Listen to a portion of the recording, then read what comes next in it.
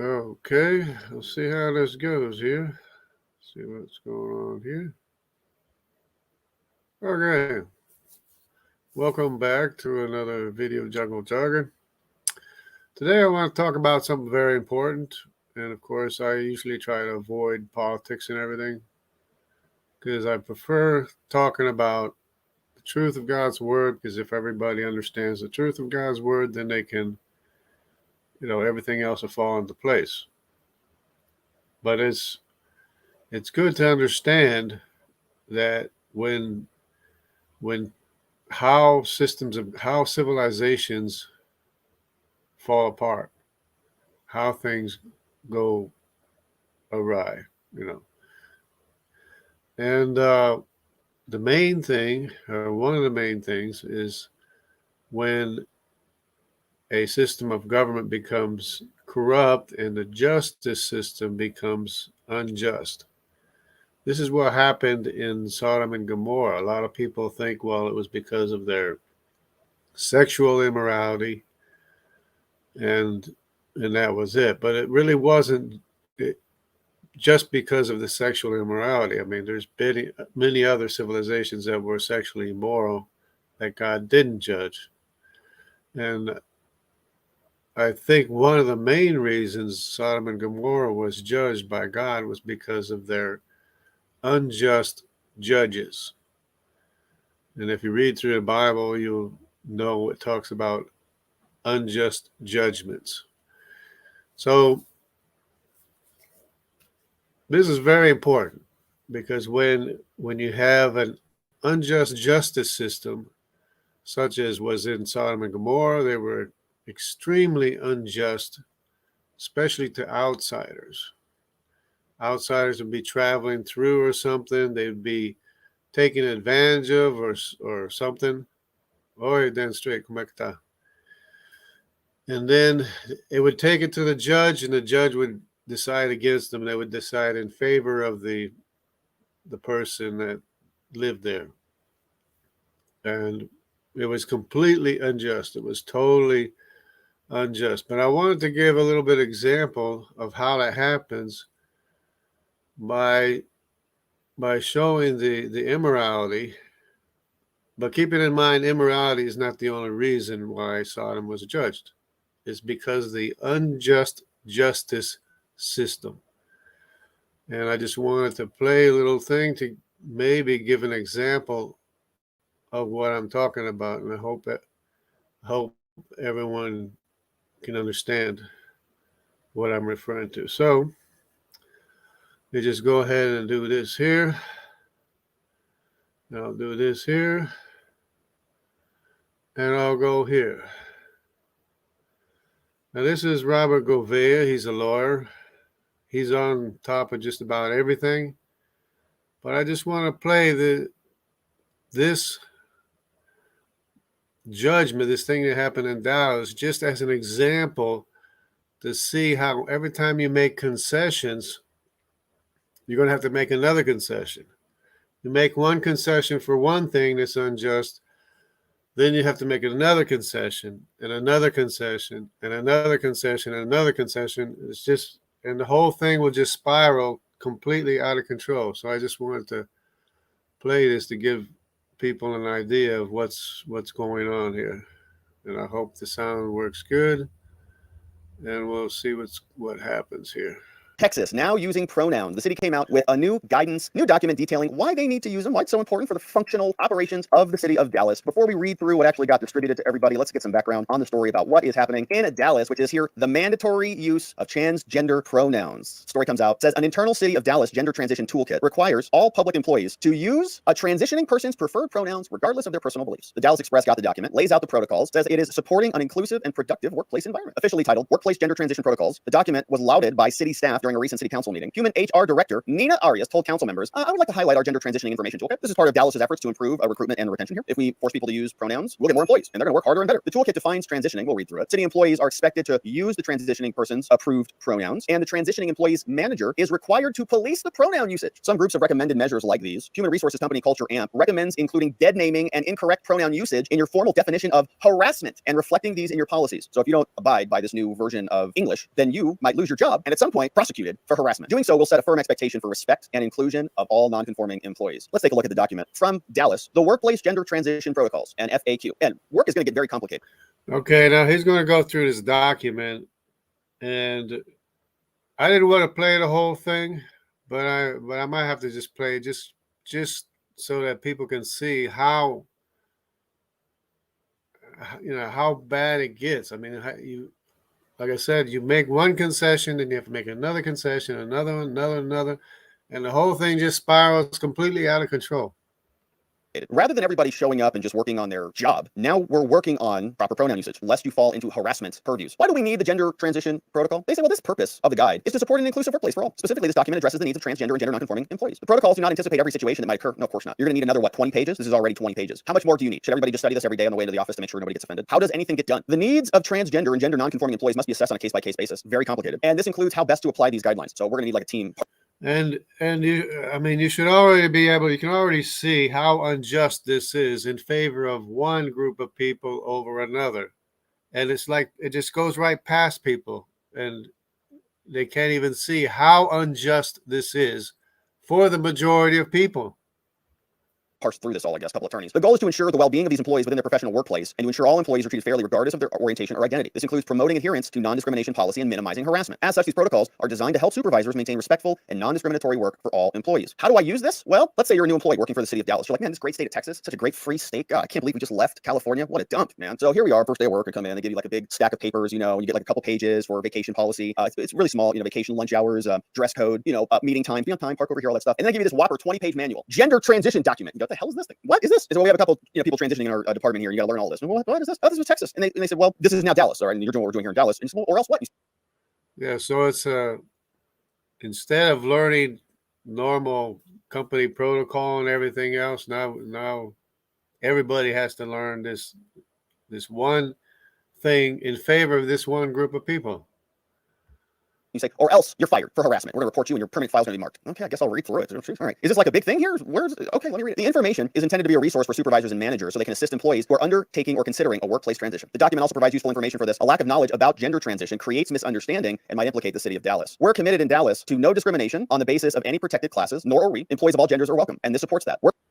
It might implicate the city of Dallas. Well, why not just have fairness for all, equality for all? What's wrong with that? Workplace diversity is an organizational strength. It's not required that city employees, quote, believe in or accept an individual's right to be transgender or undergo a transition. Employees are entitled to their beliefs, but we're all required to treat the transitioning employee with equity and respect. If an employee expresses their intention to transition, the assistance of the department and the supervisor is critical. So now the government is facilitating people in their transition in the workplace. The supervisor's actions will impact the outcome of the workplace transition, and everybody's got to just stop and pivot while a person changes. Be aware that the employee's decision is likely to have been carefully considered over months, if not years. By the time an employee approaches their supervisor, they're already likely to have gone through the process with family and close friends. It's not sudden, rash, or overnight. It's rather life event on par with becoming a parent or getting married. That was my next question, actually. I was going to ask, what is the policy for birth? What is the policy for getting married? Do they have anything that is substantive as this? What about death? Does everybody drop everything and aid the person who's going through death? If you're transgender or undergoing a gender transition, if you're reading this document, you have the right to openly be who you are and bring your true, most authentic self to work. This means that while maintaining professional expectations, you may express your gender identity, your characteristics, and your expression without fear of negative consequences. Yes, you got to just sit there and take it. If somebody comes up to you and just starts, being themselves, their true, authentic self, you just have to sit there and enjoy it without any fear because there will be negative consequences for you. These protocols are designed to help ensure that the workplace has tools and that your gender transition is successful and understood by your fellow employees and supervisors. This is going to be great for productivity and for diversity and yeah, it's like, this is good for productivity and everything, and people getting along with each other and everything. This is going to be, apparently supposed to be good for everyone, and the company especially, and the productivity and the ROI and everything. I'm sure the city of Dallas is going to be a lot more productive now that they're going to go through all of this. I'm sure their ROI, what they're producing, is going to be much better. Here, I don't know what all the terms mean. I hear them, but I don't know what they mean. Can you define them for me? Not really. But they say here, the terms here are not intended to label employees, but to assist the reader's understanding. It's not a comprehensive glossary, but you have to learn all of these things now, okay? If you work here in Dallas, just a small, just smattering of things. Gender expression, which is an individual's characters and behaviors, like their appearance, dress, mannerisms, that may be perceived as masculine or feminine. Right. So if you have a biological male who comes to your desk dressed as a feminine woman with makeup on and the whole deal, you got to just sit there and, like, okay, hey, what's up, Sheila? How are you? And you have the conversation about that without any harassment activity. Gender identity, a person's internal, deeply felt sense of being male, female, or something other than in between. Everyone has a gender identity. You must respect it. Somebody who's gender nonconforming can be perceived to have characteristics that do not conform to traditional or societal expectations. You have a lot of these different labels here, some of these which I think are pejorative. AMAB, assigned male at birth. Okay, now here's where it gets really confusing, and I don't think anybody understands what this all is anyways, but everybody's got to conform to it anyway. MAAB, got to learn that one. AFAB, assigned female at birth. All right, intersex means don't really fit the definitions. LGBTQ, a common abbreviation. We've got sexual orientation too. This is getting complicated. We've got cisgender, which is the opposite of transgender. Describes the identity held by the majority of people, and they say this to be cis, like you're a sissy pants. It's pejorative, and so they're essentially saying that you are different than the cisgender. Transgender means you could be MTF, FTF. You could be male and female when your gender identity is both. When your assigned birth is female, but you transition to male, you're FTM. When you're assigned male, but you transition to female, you're MTF. This is Dallas, your government. Now, some people described by this definition don't just even label themselves as transgender. Wait, what? So what the hell is all that for then? They may use other words or identify simply as a man or woman or both or neither. Regardless, the protocols in this document apply. You say, what? So you can't even tell me how they define themselves? They don't even really know how they define themselves. Regardless, I got to follow the protocols. All right. So they also tell us what a transition is. If you're a supervisor or manager, what do I do? What's expected of me? Who will help the transitioning employee and manage their workplace transition? So let's just say, for example, you already work for the city of Dallas. You're not a new employee at all. You've already been there for 10 years. They come here and they say, hey, guess what now? You're a manager. You're a supervisor for your division. Yeah, you're doing a great job, by the way. Thanks. Yeah, we have a new project for you. Well, what is it? Are we building something here? Are we issuing a permit for this thing to happen? No. You're also going to be our new transition supervisor. Oh, like. Yeah. So I can see how this will go over. I mean, a lot of people, maybe they think it's a good thing, but I don't know. I think the whole thing is going to backfire. The whole thing is going to backfire, and they're going to self-implode. People are going to leave the city, go somewhere else, let the whole place self-implode or something. I don't know. Transition what? Products or services from one division to another division. I can transition one role to another role. No, you're going to transition employees. No, I understand that, but like from a building, like between buildings? No. Their genitals. What? Transition their genitals? Yeah, here's 20 pages. Read it. What can a transitioning employee expect from their supervisors or managers? And they say, due to existing stereotypes, many transgender individuals face difficult situations. Keep in mind now, you're a new transition manager. You got to walk them through it. Become more informed. Let them know. Here's the overview for transitioning employees. You may feel very vulnerable right now, but don't worry, the city of Dallas will take care of you. Be sure to read through this. This might not be smooth. You get to decide who to approach first. Keep in mind that some aspects of your workplace transition will take longer. It's possible that very few people in your department have knowledge about gender transitions. This does not mean you have to train them, of course not, but you can help make sure they know about these protocols by referring to them. So if you're being offended, if you're transitioning, you say, are you reading the protocols? This might be harassment. It says you have a right to privacy. At the same time, a lot of people need to know in advance about this, that you're becoming a different gender. You do not need to discuss your medical decisions because of the privacy rights. We're going to protect your confidentiality here, but now they tell us about the pronouns. As any employee has the right to be addressed by the name and pronoun of their choice. City employees are expected to respectfully use the transitioning employee's preferred name and pronouns regardless of whether or not they believe in it, approve of it, or accept an individual's right to be transgender or undergo a gender transition. A legal name change and a gender change is not required to Yeah, so you're basically forced to comply with whatever this group of people demands, basically. Over and above what anybody else wants or believes in.